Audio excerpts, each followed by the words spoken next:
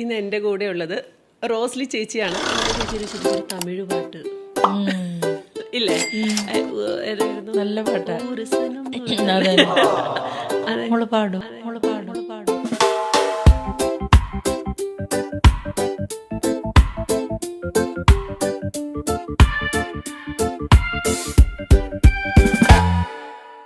ഇന്ന് എൻ്റെ കൂടെ ഉള്ളത് റോസ്ലി ചേച്ചിയാണ്. അങ്ങനെ പറഞ്ഞാൽ കുറേ പേർക്ക് അറിയാൻ ചാൻസ് ഇല്ല അല്ലേ? സോ എൻ്റെ കൂടെ ഉള്ളത് ഒരു വേഴ്സറ്റൈൽ സിംഗറാണ്, ഒരു യുണീക്ക് വോയിസിന് ഉടമയാണ്. അതിനേക്കാളും കൂടുതൽ ഒരു വെള്ളരി പ്രാവ് എന്ന് തന്നെ പറയാം. Beautiful voice, in and out, one and only Minmini ചേച്ചി. വെൽക്കം. Thank you. എൻ്റെ ഫേവറേറ്റ് സിംഗറാണ് ചേച്ചി. സോ എനിക്ക് ഭയങ്കര ഹാപ്പി. ചേച്ചിന് എന്തുകൊണ്ടാണ് വെള്ളരി പ്രാവ് എന്ന് പറഞ്ഞത് അറിയാം? ചേച്ചിക്ക് അറിയായിരിക്കും. അയ്യോ, എനിക്ക് മഞ്ഞിൻ ചിറകുള്ള വെള്ളരിപ്രാവ് അതുണ്ട്. അത് കൂടാതെ ചേച്ചീൻ്റെ സംസാരം കേൾക്കുമ്പോൾ അത്രയും ഒരു നിഷ്കളങ്കത തോന്നുന്ന ഒരു സംസാരമാണ്. ഇത്രയ്ക്കൊരു ലെവൽ, ഇത്രയും ലെജൻഡറി സിംഗർ ആയിട്ട് തന്നെ ദ വേ യു ടോക്ക് അത്രയും സിമ്പിൾ, ഹമ്പിൾ, ചേച്ചിക്കൊന്നും അറിയില്ല. അതായത് ഒരു കുട്ടിത്തം, നിഷ്കളങ്കത തോന്നുന്ന ഒരു ടോക്കാണ്. സോ അതുകൊണ്ട് തന്നെയാണ് ചേച്ചീനെ അങ്ങനെ തന്നെ വിശേഷിപ്പിക്കാൻ ആദ്യം തോന്നിയതും. നമ്മൾ എന്തെങ്കിലുമൊക്കെ ആയി എന്ന് തോന്നണമെങ്കിൽ അതിനുള്ള വിവരങ്ങൾ വേണം. എന്തെങ്കിലുമൊക്കെ ആയിന്ന് എനിക്ക് തോന്നാറില്ല. അതാണ് ചേച്ചീന്റെ പ്രശ്നം. അതുകൊണ്ട് തന്നെയാണ് ഞാൻ അങ്ങനെ പറഞ്ഞത്. ചേച്ചിക്ക് അങ്ങനെ തോന്നില്ല. കാരണം അത് പുറത്ത് നിൽക്കുന്നവർക്കാണ് അതൊരു ഇപ്പം നമ്മൾ മറ്റുള്ള സെലിബ്രിറ്റീസിനെ കാണുമ്പോൾ നമുക്കറിയാം അവരെന്തോരം അച്ചീവ് ചെയ്തു, അവരെങ്ങനെയൊക്കെയാണ്. പക്ഷെ നമ്മൾ സ്വയം നോക്കുമ്പോൾ അങ്ങനെ തോന്നണം എന്നില്ല. എനിക്കങ്ങനെ തോന്നാറില്ല. ചേച്ചിക്ക് അങ്ങനെ തോന്നാറില്ല. ചേച്ചിയുടെ സംസാരത്തിൽ ഫീൽ ചെയ്തിട്ടുള്ളതാണ്. അപ്പോൾ ചേച്ചി വെള്ളരിപ്രാവ് എന്ന് പറഞ്ഞതുകൊണ്ട് തന്നെ നമുക്ക് ആദ്യം അത്രയ്ക്ക് വെള്ളരിപ്രാവൊന്നും അല്ല ഞാൻ. പുറത്ത് ഹസ്ബൻഡിനോടൊന്ന് ചോദിച്ചു നോക്കട്ടെ, ശരിക്കും വെള്ളരിപ്രാവാണോ, ശരിക്കുള്ള സ്വഭാവം എന്താണെന്നുള്ളത്. ദേഷ്യമൊക്കെ വരും, എപ്പോഴൊന്നുമല്ല, ഇടയ്ക്കൊക്കെ വരും, ദേഷ്യം വരും. അത് ഞാൻ പറഞ്ഞു ചോദിച്ചതിനോട്. നമ്മള് മനുഷ്യരല്ലേ. നമുക്ക് ആ പാട്ടിലൂടെ ഒന്ന് തുടങ്ങിയാലേ ചേച്ചി? ഓ, മഞ്ഞിൻ ചിറകുള്ള വെള്ളരി പ്രാവേ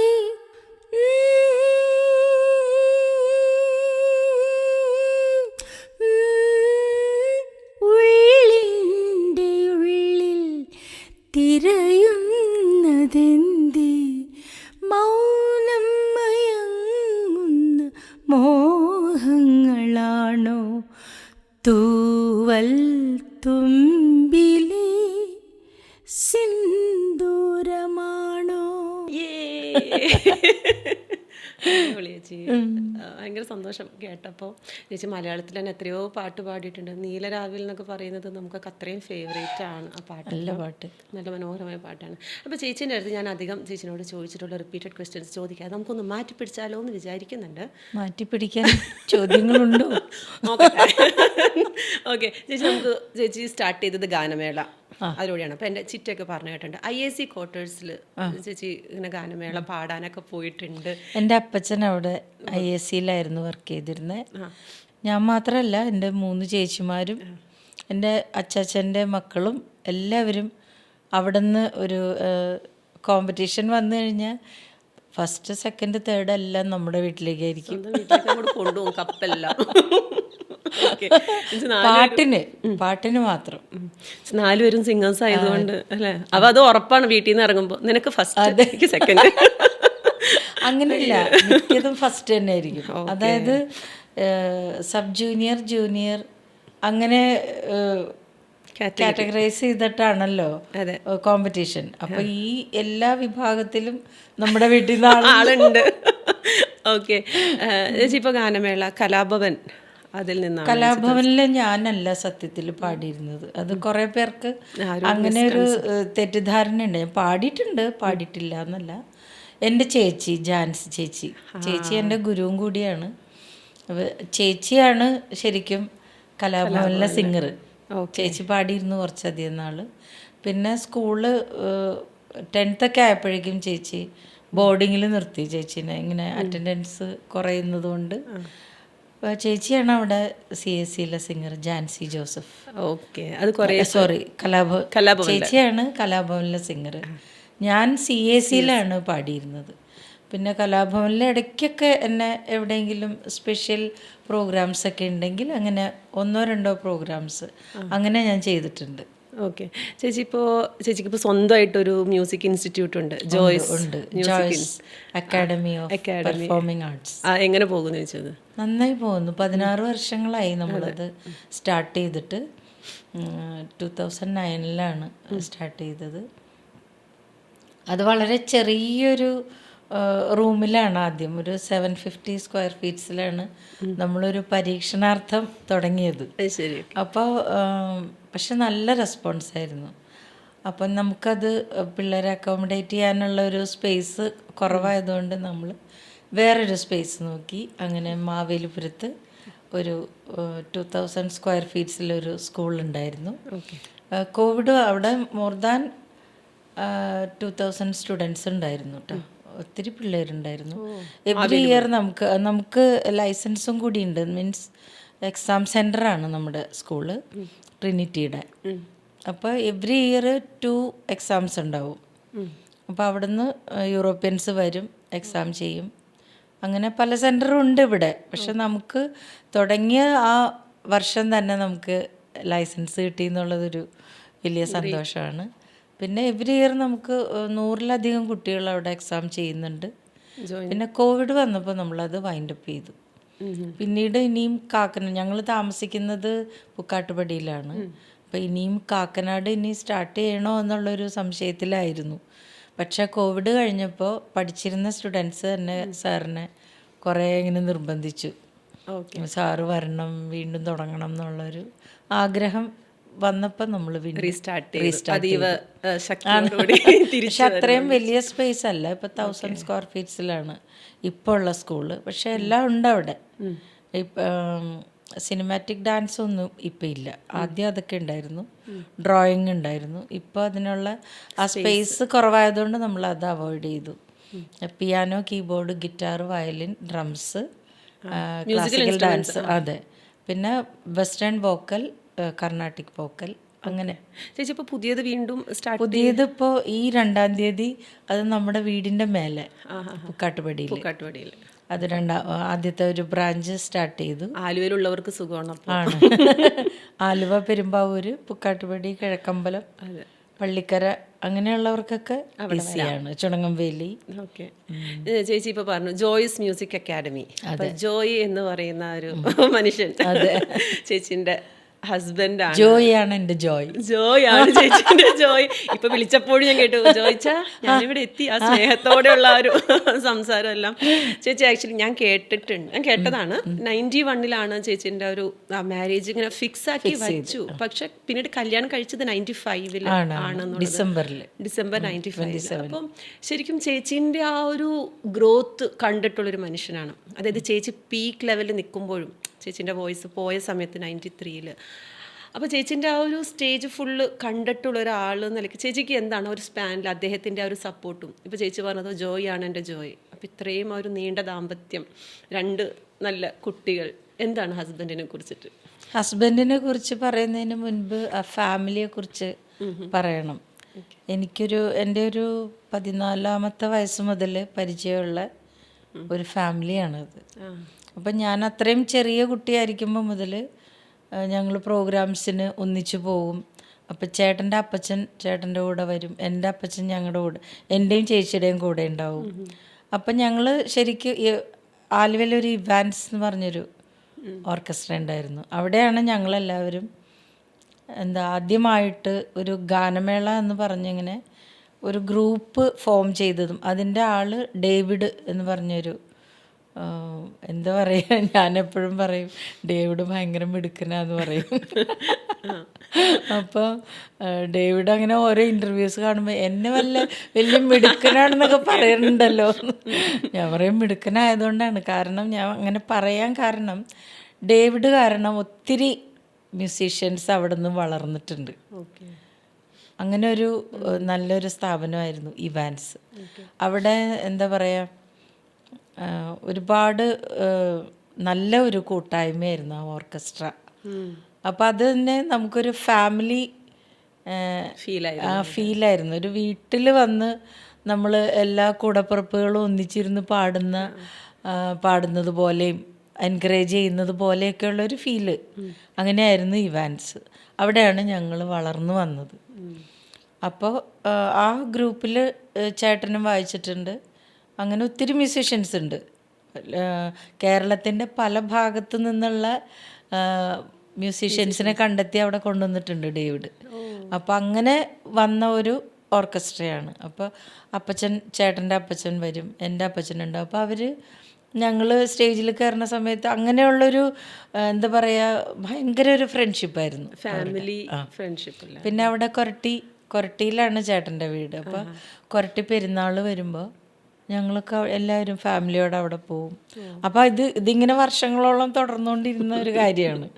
അപ്പോൾ അത് ആദ്യം പെട്ടെന്നുണ്ടായ ഒരു പരിചയമോ ഒന്നുമല്ല ആ ഫാമിലി. അപ്പം ഞാനൊക്കെ ചെറുതിലെ അവിടെ ചെല്ലുമ്പോൾ ഞാൻ സത്യത്തിൽ വീട്ടിലാണ് കൊരട്ടി പെരുന്നാൾ എന്നാണ് ഞാൻ അത്ര വിവരമുള്ളൂ. പള്ളിയിലാണ് പെരുന്നാൾ എന്നുള്ളതല്ല, അതുപോലെയാണ് ആ വീട്ടിൽ. ഒത്തിരി ഗസ്റ്റ് ഉണ്ടാവും. അപ്പം ഈ എന്താ ഒരു ആഴ്ച കഴിഞ്ഞ് പിന്നെ രണ്ടാമത്തെ ആഴ്ച, മൂന്നാമത്തെ ആഴ്ച ഇങ്ങനെ ഗസ്റ്റ് വന്നുകൊണ്ടിരിക്കുന്ന ഒരു അത് അവിടുത്തെ മിക്ക വീടുകളും അങ്ങനെയാണ് കൊരട്ടി പെരുന്നാൾ വരുമ്പോൾ. അപ്പോൾ ഇതൊക്കെ കാണുമ്പോൾ നമ്മൾ ഭയങ്കര സന്തോഷമാണ്. ഞങ്ങളതിൽ പങ്കെടുത്തിട്ടുണ്ട്. അപ്പോൾ കൊരട്ടി പെരുന്നാൾ ഈ കൊരട്ടിയിലെ വീട്ടിലാണെന്ന് വിശ്വസിച്ച് കുറേ നാൾ ഞാനും നടന്നിട്ട്. ഞാൻ വെറുതെ അല്ല ചേച്ചി അങ്ങനെ വിളിച്ചത്, ഇപ്പൊ മനസ്സിലായല്ലോ. ചേച്ചി ശരിക്കും വരുമല്ലേ. ചേച്ചിക്ക് അങ്ങനെ ചേച്ചിന്റെ സംസാരം കേൾക്കും. ചേച്ചിക്ക് ഒന്നും ഇപ്പൊ എ.ആർ. റഹ്മാൻ, ഇളയരാജ എന്നൊക്കെ പോലും ചേച്ചിക്ക് അത് അങ്ങനെ. പക്ഷെ തേർഡ് പേഴ്സൺ കേൾക്കുമ്പോഴേ ചേച്ചിക്ക് ആ ഒരു കുട്ടിത്താണ്. പെരുന്നാൾ അങ്ങനെയാണ് ഞങ്ങളുടെ ഒരു ഫാമിലി അറ്റാച്ച്മെന്റ്. എൻ്റെ വീട്ടിലാണെങ്കിൽ ആങ്ങളമാരില്ല എനിക്ക്. ഞങ്ങൾ 4 പെൺകുട്ടികളാണ്. ഞാനാണ് ഏറ്റവും ഇളയ ആള്. അപ്പോൾ ആ ഒരു സ്നേഹവും വാത്സല്യമൊക്കെ ഞങ്ങളോട് ഉണ്ടായിരുന്നു. ആ വീട്ടിൽ ചേച്ചിമാർ 2 പേര്, പിന്നെ 3 ചേട്ടന്മാരാണ്. ജോൺസൺ ചേട്ടൻ, ജൂലി ചേട്ടൻ, ഏറ്റവും ഇളയതാണ് ജോയിച്ചൻ.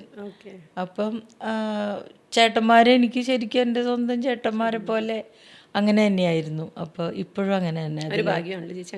ശരിക്കും. അപ്പം എൻ്റെ കല്യാണം നടക്കുന്നത് തന്നെ ചിരി വരും പറയും. എൻ്റെ അപ്പച്ചൻ ചെന്നൈയിൽ ഞാൻ ചെന്നതിന് ശേഷം അപ്പച്ചന് ആദ്യത്തെ അറ്റാക്ക് വന്നു. ഞങ്ങളൊരു 4-5 മാസം കഴിഞ്ഞു, അവിടെ ദീപാവലിയുടെ സമയം.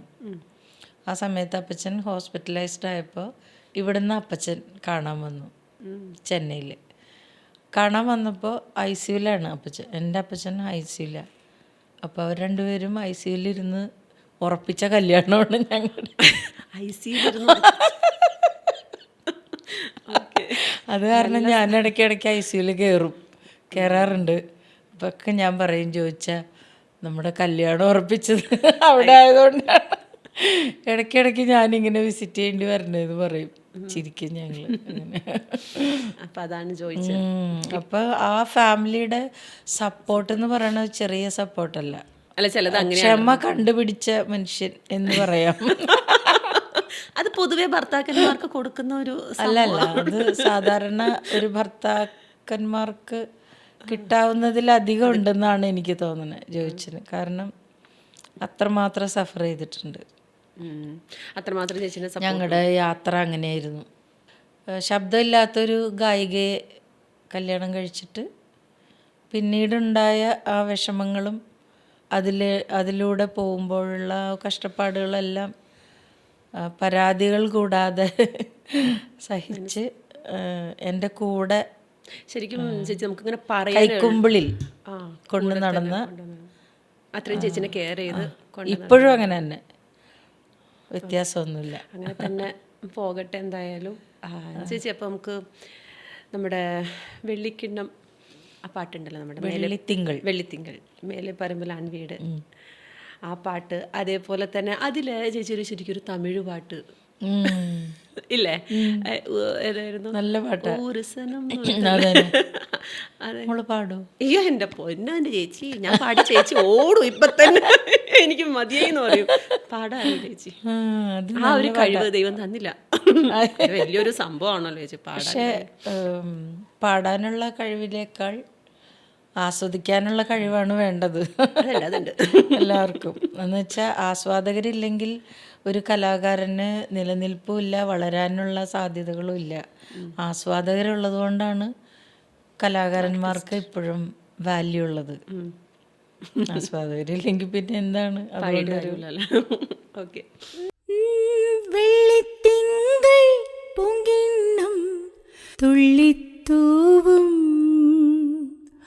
ഉള്ളിനുള്ളിൽ താലോലം താളം തേടും കാണാപ്പൂം ചെപ്പിലെ തെങ്കാശി കുങ്കുമം എള്ളോളം നുള്ളി നോക്കവേ.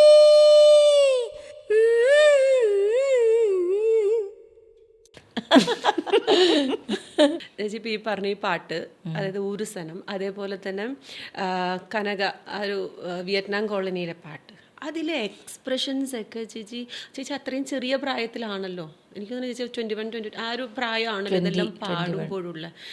ഇപ്പോഴേ ചേച്ചി കുട്ടിത്തമാണ്. അപ്പം ഞാൻ വിചാരിക്കുന്ന ആ സമയത്തൊക്കെ ചേച്ചി ഈ ഒരു എക്സ്പ്രഷൻസ് ഒക്കെ ഇട്ട് പാടുമ്പോൾ ഞാൻ കേട്ടിട്ടുണ്ട് ചേച്ചിൻ്റെ ആ ഒരു സ്റ്റുഡിയോയിലോ ശരിക്കും ആ സമയത്ത് ഉഷ ഉതുപ്പ് ചേച്ചി മാം ഉണ്ടായിരുന്നു എന്നുള്ളത്. അപ്പം മാം എന്തെങ്കിലും രീതിയിൽ ഹെൽപ്പ്? ഇല്ല, ഉഷാജി ജസ്റ്റ് കേൾക്കാൻ വന്നതാ. തലേ ദിവസം ഉഷാജിയുടെ പ്രോഗ്രാം ഉണ്ടായിരുന്നു ചെന്നൈയില്. അപ്പൊ അതിന് എന്നെ ഇൻവൈറ്റ് ചെയ്തിരുന്നു. ഞങ്ങൾ ആദ്യമായിട്ട് അന്നാണ് കാണുന്നത്. അപ്പൊ എന്നോട് ചോദിച്ചു, അടുത്ത ദിവസം നിനക്ക് റെക്കോർഡിംഗ് ഉണ്ടെങ്കിൽ എന്നോട് പറയണം എന്ന് പറഞ്ഞു.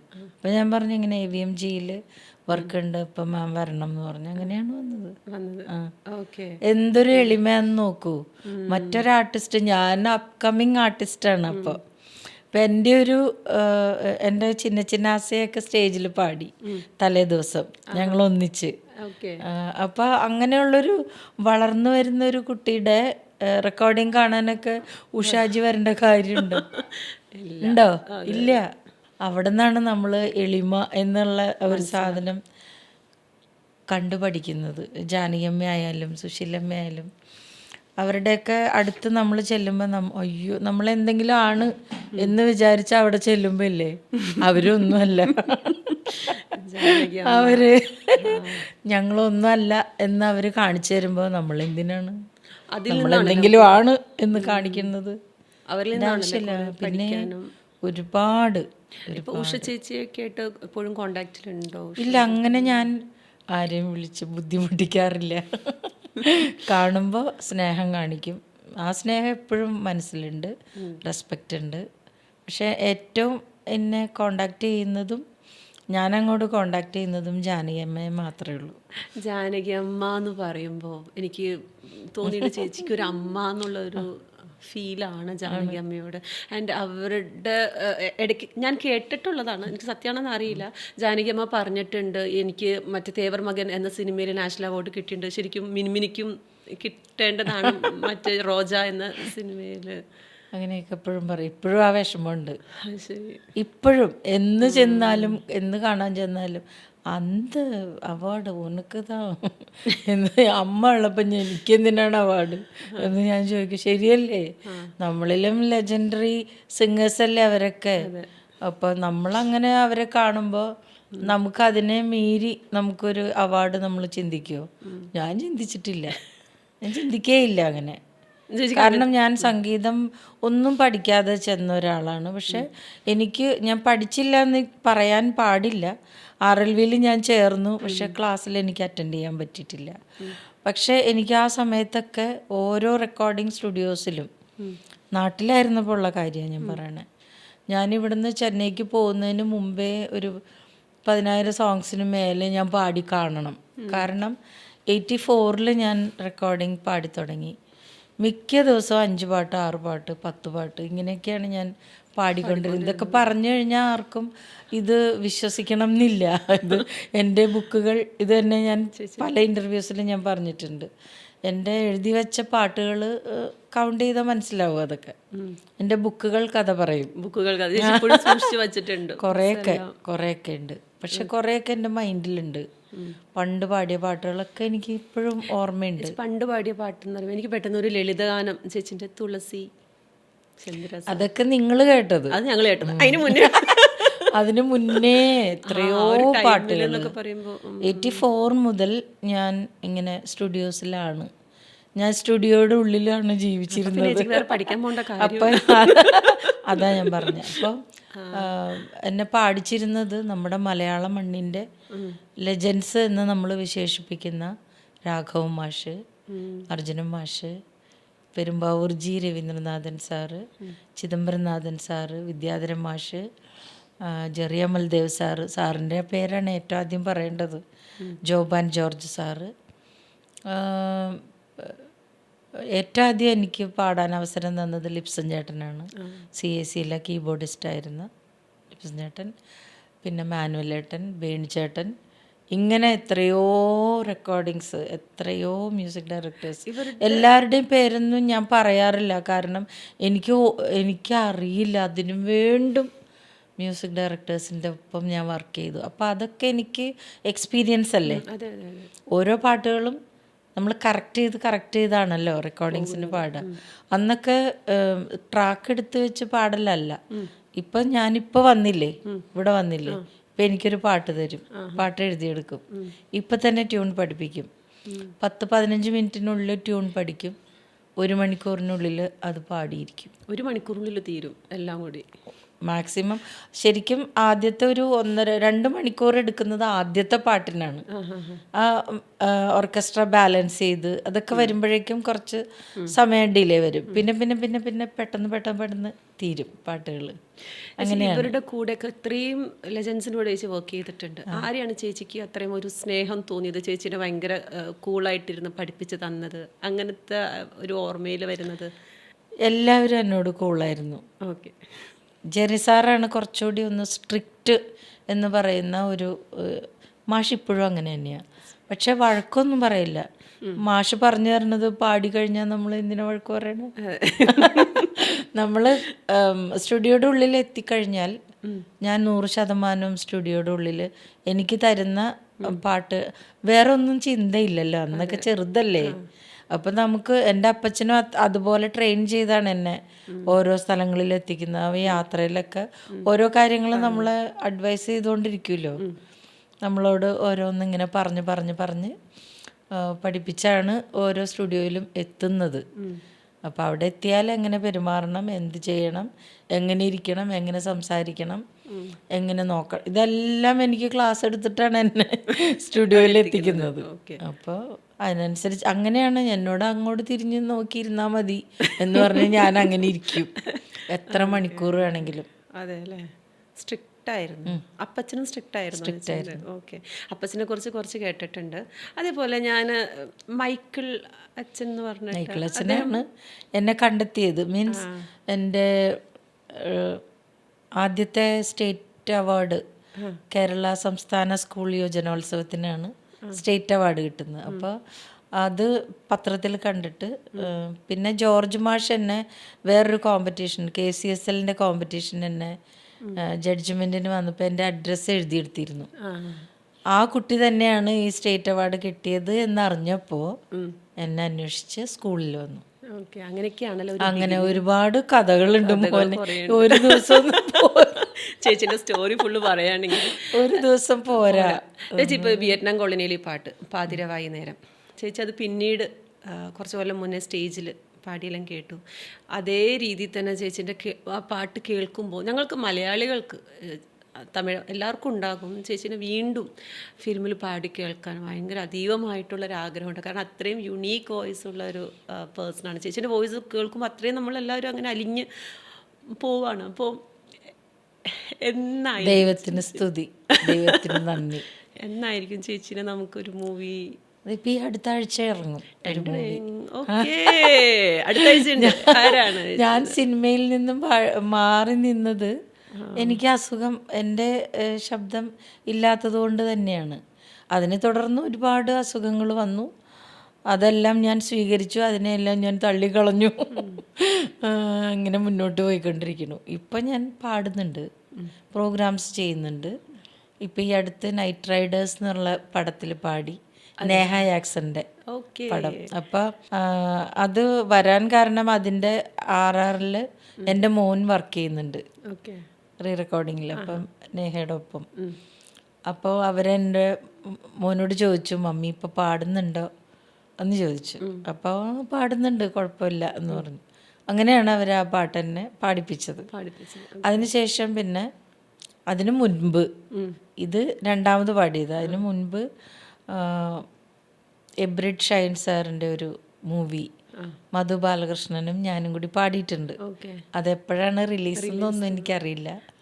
അങ്ങനെ 2 പാട്ടുകൾ ഇപ്പോൾ തൽക്കാലം ഇനി അങ്ങോട്ടേക്ക് ചേച്ചിന്റെ ആ ഒരു 91 to 93 ടൈം പോലെ ചേച്ചി ഇനി അങ്ങോട്ടേക്ക് അങ്ങനെ ഞാൻ ആഗ്രഹിക്കുന്നില്ല. സത്യം ചേച്ചി ആഗ്രഹിക്കുന്നില്ല. ചേച്ചി ഒന്നും അല്ല, അങ്ങനെയല്ല മോനെ, അതല്ല ഞാൻ പറഞ്ഞത്. ഒരുപാട് സിംഗേഴ്സ് ഉണ്ട്, എല്ലാവർക്കും അവസരങ്ങൾ ഉണ്ടാവണം. ഞാൻ അങ്ങനെ ആഗ്രഹിക്കുന്ന ആളാണ്. എൻ്റെ മുൻപുണ്ടായിരുന്ന സിംഗേഴ്സ് ഞാൻ പാടണ്ട, അങ്ങനെ ഒരാൾ വേണ്ട എന്ന് ചിന്തിച്ചിരുന്നെങ്കിൽ ഇല്ല ഇല്ല ഇല്ല ഇല്ല അങ്ങനെ എനിക്ക് വരാൻ പറ്റുമോ? ഇല്ലല്ലോ. അപ്പം അതുപോലെ തന്നെ നമ്മളും ചിന്തിക്കണ്ടേ? ചിന്തിച്ചില്ലെങ്കിലും ഞാൻ പ്രാർത്ഥിക്കുന്നുണ്ട്. എല്ലാ സിംഗേഴ്സും ബെസ്റ്റ് സിംഗേഴ്സാണ് ഇപ്പം നമ്മുടെ മലയാളത്തിൽ. ഞാനിപ്പോൾ കാണുന്ന കുട്ടികളെല്ലാം എത്ര സിംഗേഴ്സാ. വളരെയധികം സിംഗേഴ്സ് ഉണ്ട്. ചേച്ചിക്ക് പേഴ്സണൽ ഫേവറേറ്റ് ആയിട്ടുള്ള ആരെങ്കിലും ഉണ്ടോ? എനിക്ക് മഞ്ജരി, മൃദുല, എല്ലാവരും എനിക്കിഷ്ടമാണ്. റാപ്പ് സിംഗേഴ്സിലോ? ഇപ്പൊ വേടൻ, ഡാപ്സി, അങ്ങനെ കുറേ അധികം ചേച്ചി കേൾക്കാറുണ്ടോ അവരുടെ? വേടൻ്റെ പാട്ട് ഞാൻ കേൾക്കാറുണ്ട്. അങ്ങനെ കുത്തിപ്പിടിച്ചിരുന്ന ആരുടെയും പാട്ട് അങ്ങനെ കേൾക്കാറ് വെറുതെ അത് ഭംഗി വാക്കാവും. അങ്ങനെയുള്ളൊരു സമയം എനിക്കില്ല. സിനിമ പോലും കാണാത്ത ആളാണ്. പക്ഷെ ഇപ്പൊ കാണാറുണ്ട്, കാണാൻ തുടങ്ങി. വീട്ടിലിരുന്ന് കാണും. ചേട്ടനും ഞാനും രാത്രി കുറച്ചു നേരം സിനിമ കാണും.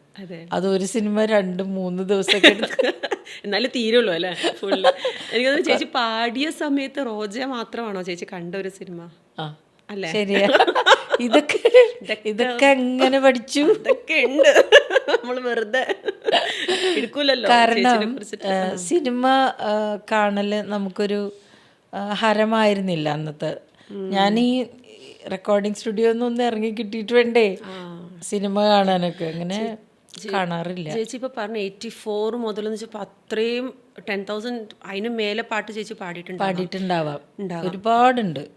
അത് മാപ്പിളപ്പാട്ടുകളുണ്ട്, പക്ഷിപ്പാട്ടുകളുണ്ട്, ഹിന്ദു ഡിവോഷണൽസ് ഉണ്ട്, ക്രിസ്ത്യൻ ഡിവോഷണൽസ് ഉണ്ട്, നാടക ഗാനങ്ങൾ ഒരുപാട്, ക്രിസ്ത്യൻ ഒരുപാട് പാട്ടുകൾ. അത് കുറേ പാട്ടുകളൊക്കെ ഇപ്പോഴും എൻ്റെ മൈൻഡിലുണ്ടെന്നുള്ളതാണ്.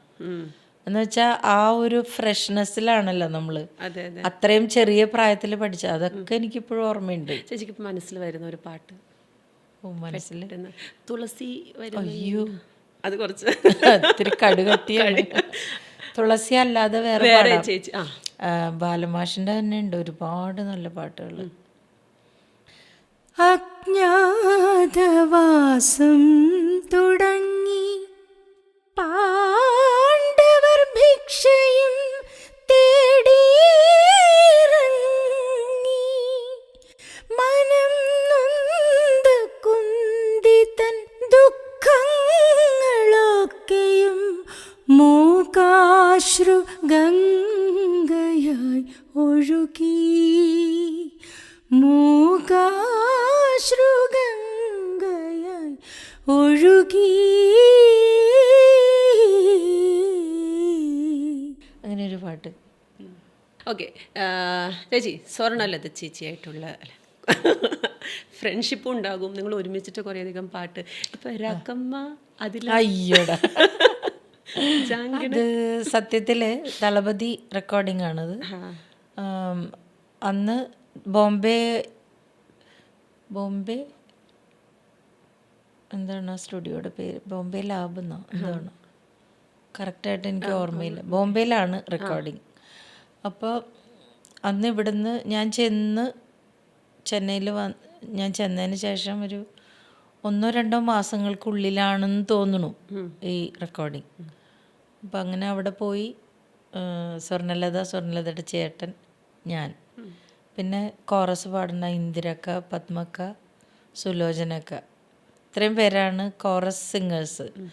ഞങ്ങൾ കോറസ് എന്ന് പറഞ്ഞിട്ടല്ല കൊണ്ടുപോയത്, റെക്കോർഡിംഗ് ഉണ്ട് എന്ന് പറഞ്ഞു കൊണ്ടുപോയി. അപ്പം രാജസാറിൻ്റെ കുറേ ഓർക്കസ്ട്രക്കാർ, മെയിൻ ഓർക്കസ്ട്ര ടീമുണ്ട്, പ്ലസ് അവിടെയുള്ള കുറേ വയലിനിസ്റ്റുകളും ബോംബെയിലുള്ള ആർട്ടിസ്റ്റുകളൊക്കെ വന്നിട്ടാണ് ആ റെക്കോർഡിങ് നടന്നത്. അന്ന് അവിടെ വെച്ച് ലതാജീനെ കണ്ടു. ലതാജി സ്റ്റുഡിയോയിൽ വന്നിട്ടുണ്ടായിരുന്നു. ബ്ലെസ്സിങ്സ് ഒക്കെ കിട്ടി. അപ്പം ഞങ്ങളെയൊന്നും അങ്ങനെയൊന്നും അറിയൊന്നുമില്ലല്ലോ, നമ്മളൊക്കെ പുതിയ ആൾക്കാരല്ലേ. പക്ഷെ ലതാജി വന്നപ്പോൾ നമ്മൾ പോയി നമസ്കരിച്ചു. അങ്ങനെ ഒരു അനുഭവം ഉണ്ടായിരുന്നു അവിടെ. അതിൻ്റെ ഇടയിലാണ് ഈ റെക്കോർഡിങ്സ് നടക്കുമ്പോൾ എനിക്ക് എന്നെ ആദ്യം ഈ യമുനയാtriലെ എന്നുള്ള പാട്ട് എഴുതി. അത് എനിക്ക് ട്രാക്ക് പാടാൻ തന്നതാണോ ഇതൊന്നും എനിക്കറിയില്ല. അവിടെ ചോദ്യങ്ങളൊന്നും പാടില്ല. സ്ട്രിക്റ്റ് ആണല്ലേ പക്ക. ചോദ്യങ്ങളൊന്നും നമ്മൾ ചോദിക്കാറുമില്ല. അവർ അമ്മ എന്ത് പാട്ട് എഴുതുമെന്ന് പറയുമ്പോൾ ഞാൻ എഴുതും, പാട്ട് പഠിക്കും. അപ്പം ഞാൻ ഈ പാട്ടൊക്കെ പഠിച്ച് റെക്കോർഡിങ്ങിന് ഒരു പ്രാവശ്യം പാടാനായിട്ട് മൈക്കിൻ്റെ മുമ്പിൽ ഇങ്ങനെ നിൽക്കുമ്പോൾ ഭൂപേന്ദർ സിംഗ് എന്ന സിംഗർ, അദ്ദേഹത്തിൻ്റെ വൈഫ് മിത്താലി, അപ്പോൾ അവർ ഗസൽ സിംഗറാണ്. അവർ രണ്ടുപേരും വന്നു, രാജസാറിനെ കണ്ടു. അങ്ങനെ ഈ പാട്ട് പഠിച്ചു. യമുനയാtriലെ അവർ പഠിച്ചു. അവരാണ് ആ പാട്ട് പാടിയത്. അപ്പോൾ അത് എന്നെ ട്രാക്ക് പാടിക്കാനായിരുന്നോ എന്നൊന്നും എനിക്കറിയില്ല. പക്ഷെ ഞാൻ പാട്ടൊക്കെ പഠിച്ച് എഴുതിയൊക്കെ എടുത്തു, റെഡി ആയിട്ടിരിക്കുകയായിരുന്നു. അപ്പോഴാണ് ആ പാട്ട് അങ്ങനെ മിത്താലിജി വന്ന് പാടി. എന്തൊരു സുഖമുള്ള പാട്ടാണ് അത്, യമുനയാtriലെ ഈറക്കാട്ടിലെ. അങ്ങനെ അതിനുശേഷം പിന്നെ രാക്കമ്മ കയ്യെത്തട്ട്, അതിൻ്റെ ഓർക്കസ്ട്രയൊക്കെയാണ് ആദ്യം എടുത്തത്. ഇതിൻ്റെ കോറസ് മൊത്തം പാടിയിരിക്കുന്നത് രാജസാറിൻ്റെ തന്നെ ഓർക്കസ്ട്രയിലെ ഫ്ലൂട്ടിസ്റ്റ്, കീബോർഡിസ്റ്റ്, അങ്ങനെ കുറേ പേരുണ്ട്. വലിയ ആൾക്കാരാണ് അവരൊക്കെ, വലിയ വലിയ ആർട്ടിസ്റ്റുകളാണ്. വിജി മാനുവൽ, നെപ്പോളിയൻ അണ്ണൻ, അങ്ങനെ കുറേ പേര് വയലിനിസ്റ്റുകളൊക്കെ. അപ്പോൾ അവരും ഞങ്ങൾ ഇത്രയും ഫീമെയിൽ സിംഗേഴ്സും ചേർന്നിട്ടാണ് ആ കോറസ് ഒക്കെ പാടിയിട്ടുള്ളത്. കോറസ് ഒന്ന് അതെ, കോറസ് ഞാൻ എങ്ങനെ ഒറ്റയ്ക്ക് പാടും? അയ്യോ, ഞാൻ വേണമെങ്കിൽ കൂടെ ഒന്ന് ആക്ട് ചെയ്യാം. ജംഗ് ജക്ക് ചക്ക് ചക്ക് ജംഗ് ജക്ക് ച ജംഗ് ജക്ക് ചക്ക് ചക്ക് ജംഗ് ജക്ക് ച രാക്കമ്മ കയ്യെത്തട്ട്, അങ്ങനെ വരും. സൂപ്പർ. അപ്പൊ ശരിക്കും യമുനയാtriലെ എന്നുള്ളൊരു പാട്ട് ശരിക്കും ഞങ്ങൾക്ക് ചേച്ചിന്റെ വോയിസിൽ കേൾക്കാൻ പറ്റിയേനെ അല്ലേ? ഞാനത് വെറുതെ യൂട്യൂബിൽ പാടിയിട്ടിട്ടുണ്ട്. ജംഗ് ജക്ക് ചക്ക് ചക്ക് ജംഗ് ജക്ക് ച ജംഗ് ജക്ക് ചക്ക് ചക്ക് ജംഗ് ജക്ക് ച